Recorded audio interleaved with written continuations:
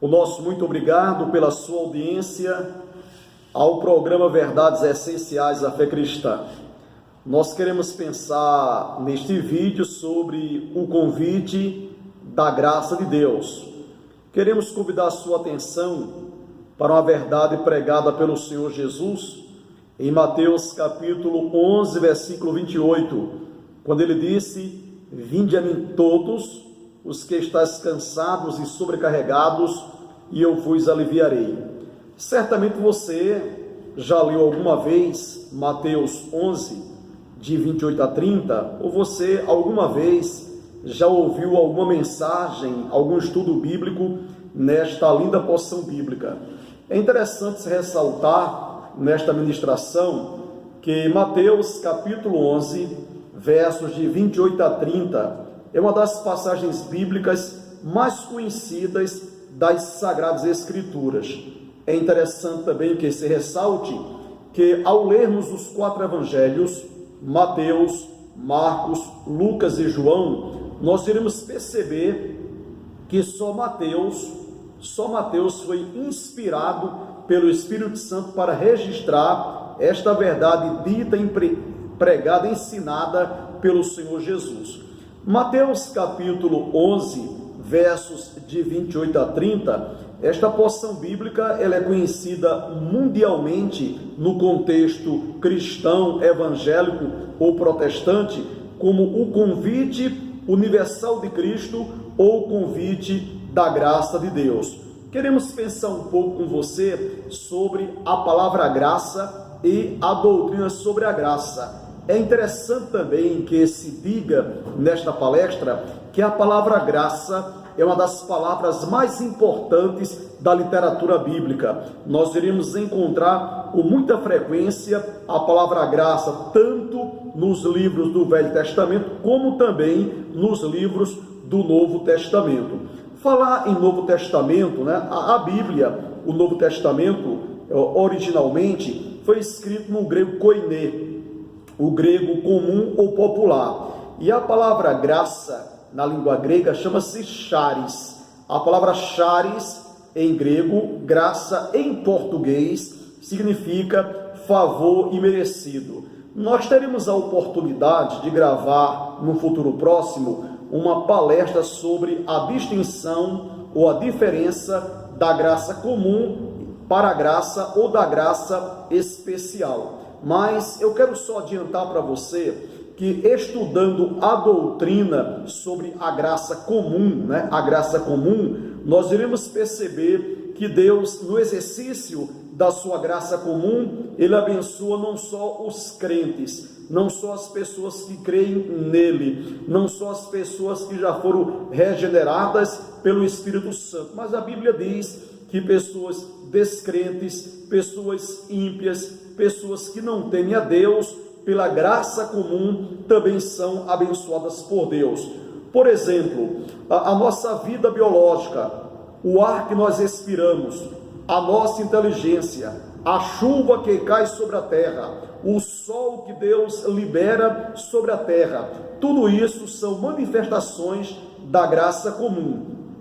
Porém, a graça salvadora ou a graça especial é quando Deus manifesta o seu amor, a sua bondade, a sua misericórdia, a sua clemência, perdoando, regenerando, redimindo, justificando um pecador. E em Efésios 2, versos 8 e 9, o apóstolo Paulo tratou não sobre a graça comum, mas ele tratou sobre a graça especial ou a graça salvífica, quando assim escreveu Paulo: "Porque pela graça sois salvos mediante a fé, e isto não vem de vós, é um dom de Deus, não de obras, para que ninguém se glorie."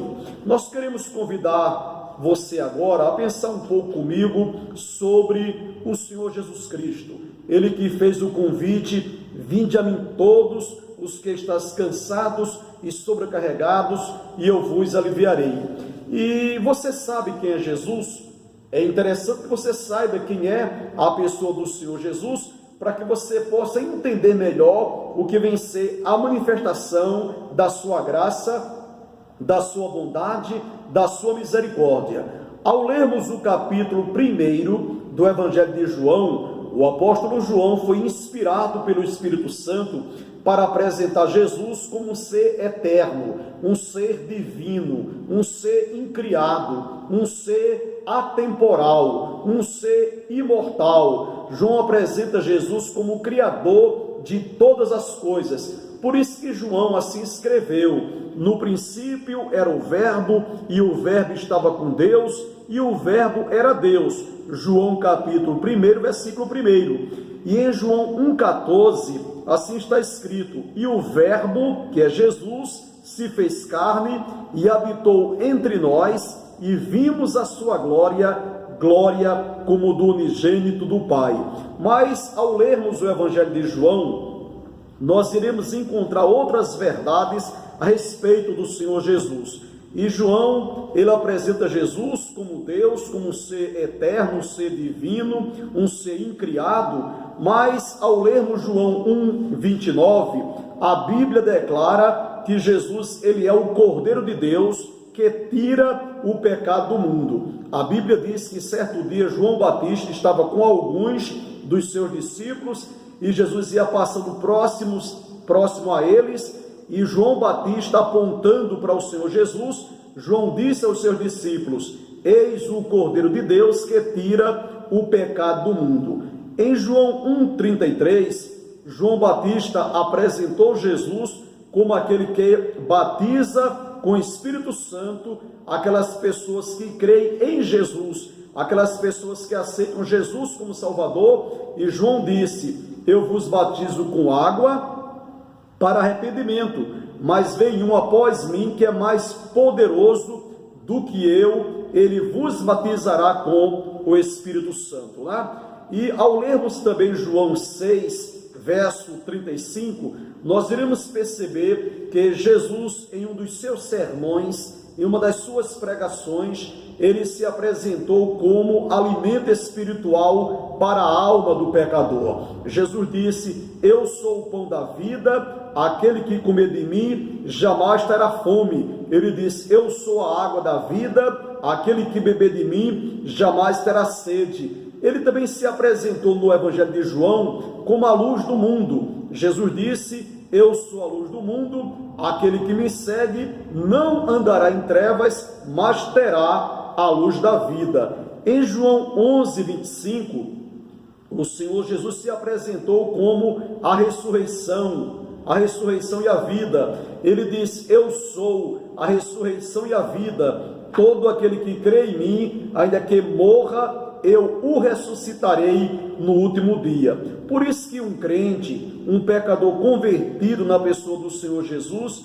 ele tem esperança. Há um pensamento aí no contexto secular que diz que a esperança é a última que morre. Nós que somos crentes, nós que um dia fizemos um pacto, uma aliança com Deus, aceitando Jesus como Salvador, não aceitamos este pensamento como verdadeiro, que diz que a esperança é a última que morre. A Bíblia diz lá em Provérbios que o justo, ainda morrendo, ele tem esperança, né? Então, biblicamente, alguém que nesta vida, antes de morrer fisicamente, se arrepende dos seus pecados e entrega a sua vida ao Senhor Jesus, quando essa pessoa morre fisicamente, biologicamente, naturalmente, na verdade, essa pessoa, ela mudou de endereço. O crente convertido à pessoa do Senhor Jesus, regenerado pelo Espírito Santo, justificado por Deus, perdoado por Deus, comprado pelo sangue do Senhor Jesus, ele não morre eternamente, ele muda de endereço, ele deixa de ser morador da terra para se tornar morador do céu. Por isso que Jesus disse: eu sou a ressurreição e a vida, todo aquele que crê em mim, ainda que morra, eu o ressuscitarei no último dia. Lendo João 10:9, o Senhor Jesus se apresenta como o único meio de salvação para um pecador arrependido, quando ele disse: eu sou a porta, se alguém entrar por mim, se alguém passar por mim, entrará, passará e encontrará pastagem. Jesus fez uso de duas metáforas. Quando ele disse, eu sou a porta, ele se apresentou como o único meio de salvação. E quando ele disse que alguém passando por ele irá encontrar pastagem ou alimentação, essa pessoa encontrará o quê? Salvação, vida eterna, se essa pessoa ela depositar a sua fé na pessoa ou na suficiência do sacrifício do Senhor Jesus. Um versículo bem conhecido de todos nós é João 14,6, quando o Senhor Jesus disse, eu sou o caminho, eu sou a verdade e a vida, ninguém vem ao Pai a não ser por mim. Então Jesus descartou, tirou a possibilidade de qualquer homem ou mulher, pecador ou pecadora, escapar da futura condenação eterna, a menos que essa pessoa morra em comunhão com Deus, ou essa pessoa esteja viva fisicamente, salva, convertida no dia do arrebatamento da igreja, né? Então, nós queremos, caminhando para o final desta ministração, dizer para você o seguinte, que a Bíblia apresenta o Senhor Jesus como um ser eterno, um ser incriado, um ser atemporal, um ser preexistente. A Bíblia apresenta Jesus como Deus. A Bíblia apresenta Jesus também como o Cordeiro de Deus que tira o pecado do mundo, apresenta Jesus como aquele que batiza o crente com o seu Santo Espírito, apresenta Jesus como o pão da vida, a água da vida, a luz do mundo, apresenta Jesus como a ressurreição e a vida, como a única porta que dá acesso ao céu ou à vida eterna, e apresenta Jesus como o único meio de salvação, porque ele disse, eu sou o caminho, eu sou a verdade, eu sou a vida, ninguém vem ao Pai a não ser por mim. Lendo Atos 4,12, está escrito na Bíblia, porque abaixo do céu não existe nenhum outro nome dado entre os homens, pelo qual importa que sejamos salvos. A Bíblia também apresenta Jesus como o príncipe da paz, né? Jesus disse, deixo-vos a paz, a minha paz eu vos dou, não vos la dou como o mundo a dá. Jesus não oferece o que? Momentos de alegria ou momentos de felicidade, simplesmente. Ele oferece paz interior. E a Bíblia, com isso, quer apresentar Jesus como o único meio de salvação eterna para o pecador arrependido. Digo com respeito, digo com ética, digo sem querer agredir o credo ou a religião de ninguém. Mas se nós recorrermos à Bíblia, nós iremos perceber que neste assunto, nesta matéria chamada salvação do pecador, só quem tem poder, só quem tem autoridade para salvar, para redimir um pecador arrependido é a pessoa do Senhor Jesus. Então, se o pecador deseja escapar da futura condenação eterna no inferno, no lago de fogo, o pecador não deve buscar a sua salvação em um papa, em um pastor, em um padre, em um pai de santo, na caridade, nas boas obras, na religião. Não, o pecador precisa buscar a salvação em Jesus. Há um pensamento equivocado aí no contexto secular que diz que todas as religiões levam o homem a Deus, mas a Bíblia diz que não são as religiões que levam o homem a Deus. Só quem pode levar o homem a Deus é a pessoa do Senhor Jesus, porque diz a Bíblia que só existe um único mediador entre Deus e os homens, que é o Senhor Jesus Cristo. Que você possa guardar no seu coração estas verdades e que você possa crer que o Senhor Jesus é o único ser que tem poder, autoridade para perdoar pecados, porque Jesus, ele é Deus.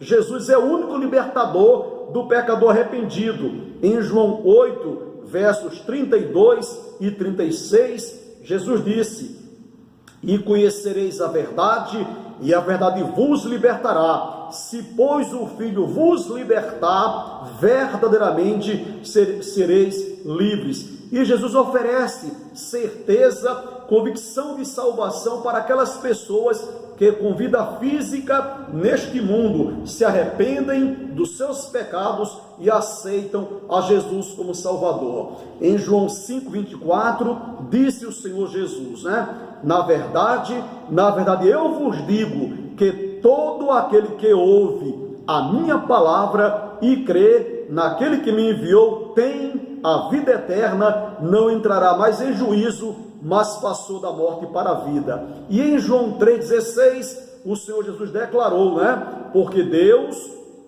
amou ao mundo de tal maneira que deu o seu Filho unigênito para que todo aquele que nele crê não pereça, mas tenha a vida eterna.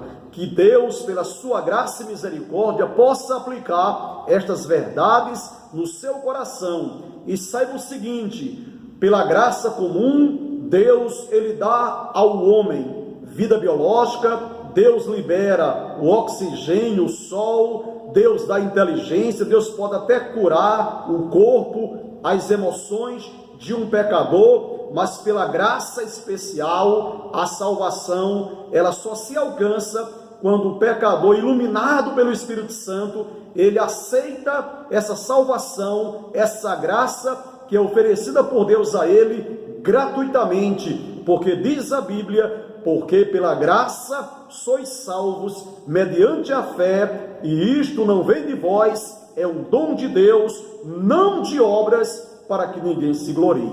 Que Deus abençoe sua vida, a sua família, se possível, inscreva-se em nosso canal no YouTube, clique aí, inscrever-se, e se possível, compartilhe esta ministração com outras pessoas para abençoá-las. Até a próxima, o nosso muito obrigado pela sua atenção.